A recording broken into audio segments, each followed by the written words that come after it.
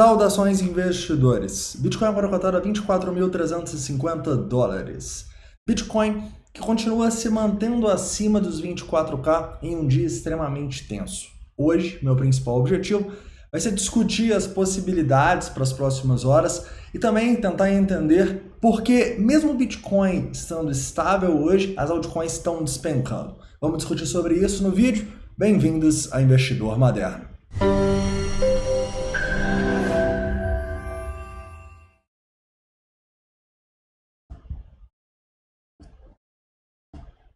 Vamos lá, investidores, hoje eu quero focar um pouco mais no curto prazo, tá? A gente já fez um vídeo de longo prazo, se você quiser um vídeo falando um pouco do semanal, do diário, vai no vídeo de mais cedo. Eu vou focar um pouco no curto prazo, nessa confusão aqui que a gente arrumou no dia de hoje, né? E antes da gente ir para os gráficos do Bitcoin e também falar das altas, quero falar com vocês um pouco sobre o que aconteceu no dia, né? Hoje foi um dia extremamente tenso, o S&P 500 chegou a cair 2%, indo testar quase a região ali dos 3.800 pontos, que foi o fundo que a gente formou na semana passada.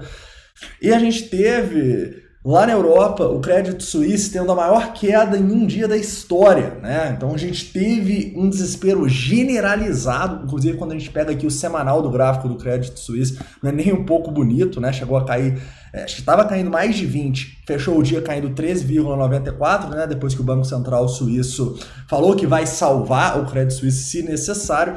Mas é importante a gente entender que o banco já vinha fragilizado, já vinha despencando há muitos anos e a gente deu mais uma patada aqui. E olha esse volume, cara. Olha o desespero que não foi hoje nesse Credit Suisse e isso impactou todos os mercados. Tanto é que até mesmo com dados da inflação muito melhores do que o esperado, o mercado nem mexeu, o mercado nem subiu direito, justamente porque está todo mundo preocupado com essa questão dos bancos, do sistema financeiro, tá?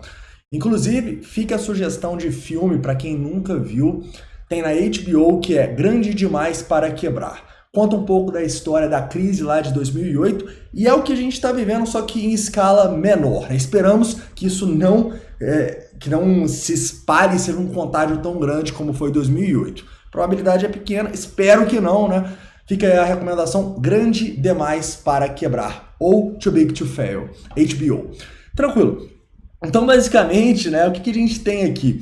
A gente teve um dia de desespero, caras. Então, a gente viu um S&P despencando e a gente, ao meu ver, viu um Bitcoin se segurando, tá? A gente tentou, mais uma vez, romper os 24 mil dólares e, mais uma vez, a gente mostrou que essa é uma zona de demanda. Além disso, o próprio S&P 500, quando a gente teve a notícia do Banco Central Suíço, ele também deu uma recuperada no final do dia. Mesmo assim, quando a gente olha, ele caiu 0,7, tá? O Bitcoin está caindo 1,3. Ou seja, o Bitcoin ele continua extremamente correlacionado com o S&P 500 e correlacionado com toda essa bagunça que está acontecendo, né? Falando do curto prazo do Bitcoin, o dia de hoje foi bem volátil, né? Com os dados da inflação a gente chegou a ultrapassar os 25 mil dólares, mas com a queda dos bancos, com a queda do S&P 500, a gente voltou para testar abaixo dos 24. Nesse momento é bem claro aqui, tá? Se a gente começar a fechar no 4 horas abaixo dos 24 mil dólares, esses 23.900 que a gente testou, é um mau sinal, é um sinal de fraqueza que pode levar a gente para Fibonacci maiores, tá? A partir daí eu olharia para a região dos 23 mil dólares como uma zona importante, tá? Uma zona de suporte, uma zona onde eu vou ficar de olho ou para rebalancear vendas que a gente fez de Bitcoin ou para fazer alguns longs nas altas. Essa região entre os 23 e os 22.600 dólares. Seria uma correção natural da alta de 35% que a gente teve, tá? Porém, se a gente conseguir demonstrar força, quais são as zonas que a gente precisa romper nesse curto prazo? Vou destacar algumas para vocês, tá bom? A primeira zona aqui para mim é o ponto de controle no dia de hoje dos 24.800 dólares, ok? É a primeira zona assim que romper e se manter acima seria um bom sinal. Mas eu realmente só vou ficar mais assim tranquilo se a gente começar a fechar acima dessa região, entre os 25 e o topinho que a gente deixou nos 25.200, tá? Fechar acima dos 25.200 para mim é um ótimo sinal, é um sinal de que a gente pode ter força para ir testar o topo lá acima dos 26 mil dólares, ok? E detalhe, toda essa incerteza global mudou um pouco a nossa estratégia nos últimos dias, tá? Toda essa incerteza me fez vender um pouco aqui de Bitcoin e vai fazer eu vender também caso a gente suba. Esquece que eu vou shortar o Bitcoin? Não, já estou shortando várias altcoins. A minha ideia nessa venda é fazer caixa caso o mercado caia e a gente tenha novas oportunidades, tá bom? Eu não vou vender meus bitcoins de longo prazo, longe disso, mas eu quero ter mais caixa nesse momento, né? A gente já fez boas vendas em toda essa alta aqui. Não fizemos tanto assim acima dos 26, porque realmente parecia que ia, né? Mas fizemos algumas vendinhas e fizemos boas vendas. Estamos com um preço médio muito legal, uma posição de short, né? A gente considera a caixa também uma posição de short, porque quando o Bitcoin começa a cair, o que eu posso fazer? Eu posso simplesmente fechar essa posição de short. É como se eu estivesse comprando o Bitcoin, né? Então, entender essa questão dos hedges também pode ajudar muito você que gosta de investir em Bitcoin e brincar com a sua exposição de maneira mais ativa. Se vocês quiserem, eu posso fazer um vídeo explicando um pouco mais sobre isso e como que eu faço isso no meu dia a dia, tá? Então deixa aqui nos comentários se você quer que eu faça um vídeo sobre esses hedges, pensando na nossa exposição, no nosso investimento, no que a gente faz no curto prazo, quando o preço sobe muito, quando o preço cai muito, beleza? Se tiver muita gente pedindo, eu faço esse vídeo. Ok, então entendendo essas zonas aqui, vamos falar um pouco sobre o sentimento. Depois a gente vai falar das altcoins. Falando um pouco sobre o sentimento aqui, o sentimento continua legal, tá? A gente está com um long short ratio bem próximo a 1, o que não me preocupa. E uma coisa boa também que eu vejo é que a gente está tendo queda no nosso open interest à medida que o preço cai.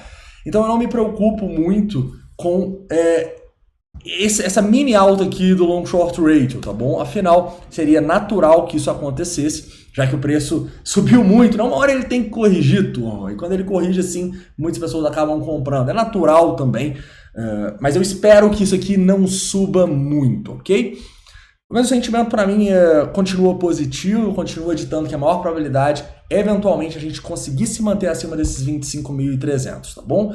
Vamos ver, se a gente perder esses 24 mil dólares e o sentimento começar a piorar, vocês sabem que eu apareço aqui para atualizar vocês. Tranquilo?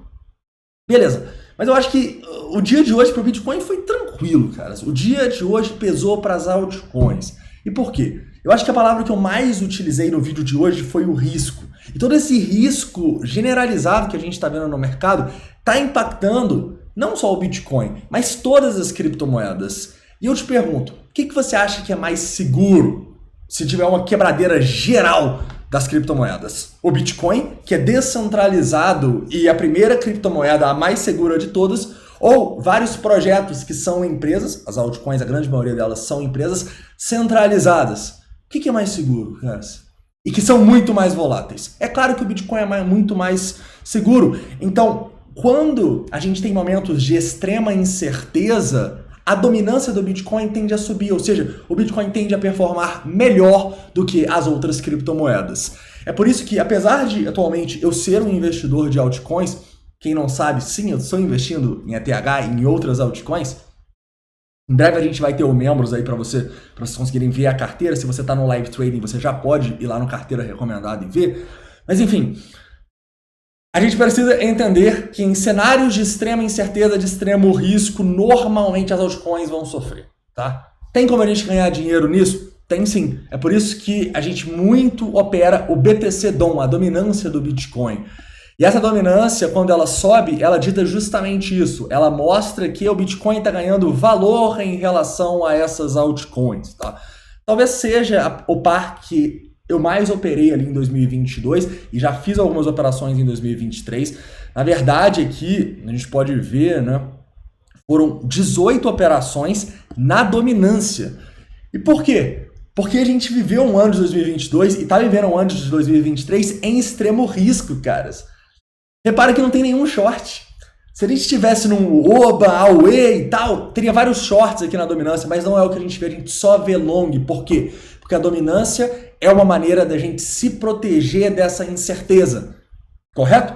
Inclusive, tá dando muito certo essa nossa estratégia, porque a gente tomou só 3 stops e foram 13 gains aqui. 2 a gente saiu no 0-0, beleza? Então, inclusive, vocês querem que eu fale mais sobre a dominância, sobre como você pode operar ela na Binance Futures, qual que é a nossa estratégia? Se você quiser, eu também falo que eu posso fazer um vídeo não só falando de hedges, mas também falando da dominância. Então, a grande questão aqui é momentos incertos, as altcoins tendem a perder valor em relação ao Bitcoin e a gente pode ganhar dinheiro nisso apostando na dominância, tá? Não estamos mais, até porque a gente estava na dominância numa operação já há alguns dias aqui, e pagou, né, nesse aumento de incerteza muito grande que a gente teve com os bancos, acabou pagando.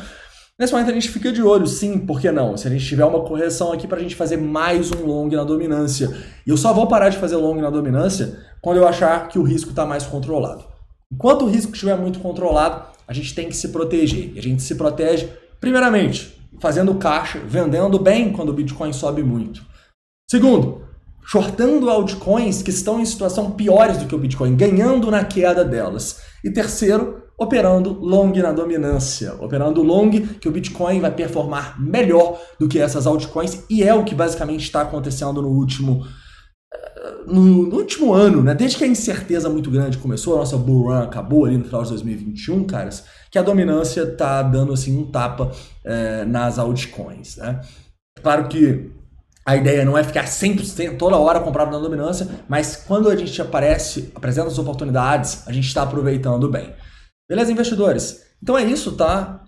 Relaxa que é completamente natural a gente ver isso acontecer, assim como se a gente tiver uma resolução tranquila de toda essa questão dos bancos, uma resolução tranquila com o Fed, se o risco diminuir, as altcoins devem performar melhor do que o Bitcoin e a dominância deve cair, correto? Então lembra, caras, as altcoins são mais arriscadas, isso é óbvio. Porém, existe o trade-off, existe o outro lado. Elas também têm potenciais de retorno maiores. E é justamente por isso que eu peguei uma pequena parcela dos meus investimentos no criptomercado e aloquei em altcoins, né? É claro que a maior parcela esmagadora do meu portfólio nesse momento é Bitcoin, tá? E sempre vai ser. Nunca diga sempre, mas ao meu ver sempre vai ser assim. Não vejo eu mudando essa perspectiva. Mas ter um pouquinho de altcoins, se você souber fazer o gerenciamento de risco, gostar da altcoin, tiver estudado, igual eu estudei bons projetos e estou acreditando neles, faz total sentido também, tá bom? Nunca se esqueça, por trás de todo risco tem um potencial retorno. Tranquilo? Então é isso, a gente se vê dependendo da volatilidade e até o próximo vídeo.